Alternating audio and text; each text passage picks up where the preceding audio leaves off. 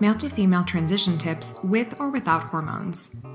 This article provides several tips on transitioning, regardless of whether you want to go through it with or without hormones. Before we get into the tips, it is important to understand that transitioning is an extremely long process, and moreover, everyone experiences it differently.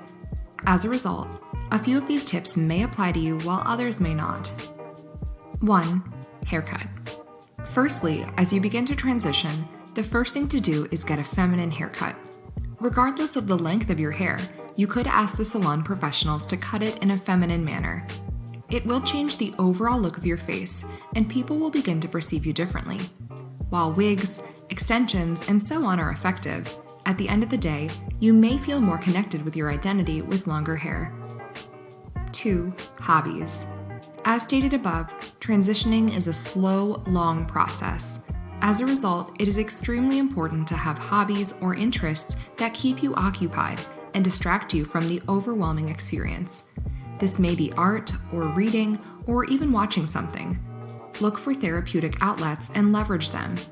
For many trans women undergoing transitioning, it is extremely fulfilling to engage in sports or other forms of physical exercise.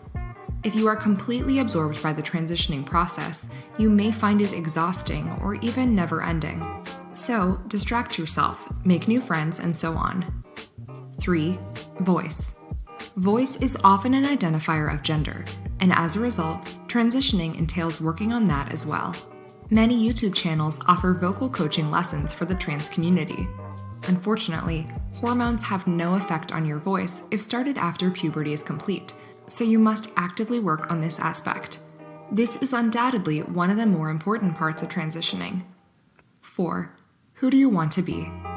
As you begin your transitioning process, you may want to determine who you want to be once the process is complete. What kind of a woman do you want to be? You could look around for inspiration. Identify some women that you respect and understand what characteristics of theirs you admire the most. For this step, journaling is a great way to choose the woman you want to become post-transitioning. Envision life as a happy, successful trans person. These questions will also evoke thoughts about the future and take you away from the gender dysphoria that you may be experiencing today. 5. Expenses. As you begin your journey towards transitioning, it is crucial to figure out what your insurance covers and does not cover. Needless to say, surgeries, therapies, and other medical procedures are very expensive. Depending on where you live, this may or may not be covered by your insurance. If your current insurance provider does not cover it, you could always look for other providers. This is, in fact, the first step you must undertake as soon as you decide that you want to undergo transitioning.